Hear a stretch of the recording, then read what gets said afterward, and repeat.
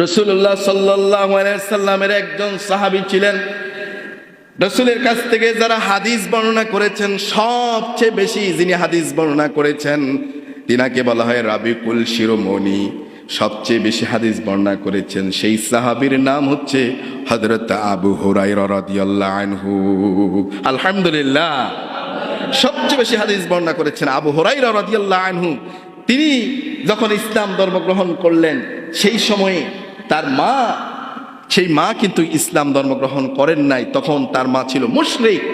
তার মা কি ছিল? মুশরিক। সবাই বলতে হবে, বলেন আবু হুরায়রার মা প্রথমে কি ছিলেন? মুশরিক ছিলেন।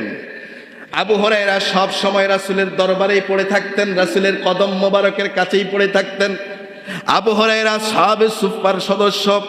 আবু হুরায়রা রাসূলের জবান থেকে যে কথাগুলো বের হয়, আবু হুরায়রা স্মৃতিশক্তিতে সেগুলো ধারণ করে নেয়। আবু হুরায়রা এমন মানের একজন সাহাবী ছিলেন, গভীর রাত্রি রাসূলের দরবার থেকে বাসায় যাইতেন। একদিন বাসায় গেলেন, বাসায় যাওয়ার পর মা দরজা খুলে আবু হুরায়রাকে জিজ্ঞেস করলেন, এত রাত্রে বাসায় ফিরলা, কোথায় ছিলা, এত রাত কেন করলা? আবু হুরায়রা জবাব দিল, আমাকে ফিরতে দেরি হয়েছে, কারণ আমি যে এমন একজনের কদম মোবারকে পড়ে থাকি, যার কদম মোবারক ছাড়তে আমি কখনো চাই না, এজন্যই তো দেরি হয়ে যায়। আমি আল্লাহর নবীর কদম মোবারকে ছিলাম, আসতে দেরি হয়েছে। আল্লাহু আকবার। মা ক্ষিপ্ত হয়ে গেল, মা প্রচন্ড জিদ ধরল, প্রচন্ড রাগান্বিত হলো, কারণ সে তখনও কি ছিল? মুশরিকা। বলেন কি ছিল? মুশরিকা। নবীর নাম শুনে আরো গরম। এরপর আবু হুরায়রাকে আঘাত করলো, আবু হুরায়রাকে মারলো ইচ্ছা মতো।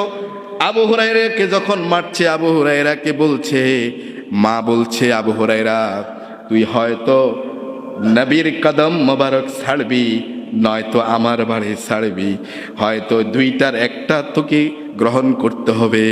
আবু হুরায়রা জবাব দিল, আপনি আমার বুড়িমা, বয়সের দিক থেকে বৃদ্ধা, আপনার শরীরে যত শক্তি আছে সমস্ত শক্তি দিয়ে আপনি আমাকে আঘাত করেন, মারেন, যা কিছু করেন, এরপর আপনি আমার আঘাত করতে করতে আপনার ঘর থেকে, বাড়ি থেকে আমাকে বের করে দেন। আমি আপনার ঘর, আপনার সম্পদ, সব বাড়ি সব ছাড়তে পারি, তারপরও আল্লাহর রসুলের কদম মোবারক ছাড়তে পারি না। আল্লাহু আকবার। আবু হুরায়রাকে বের করে দেওয়া হলো। আবু হুরায়রা কাঁদতে কাঁদতে রসুলের কাছে চলে গেলেন। আল্লাহ রসুলের কাছে গিয়ে আবু হুরায়রা যখন কাঁদতেছেন, আল্লাহ রসুল বলল, আবু হুরায়রা কেন কাঁদছো?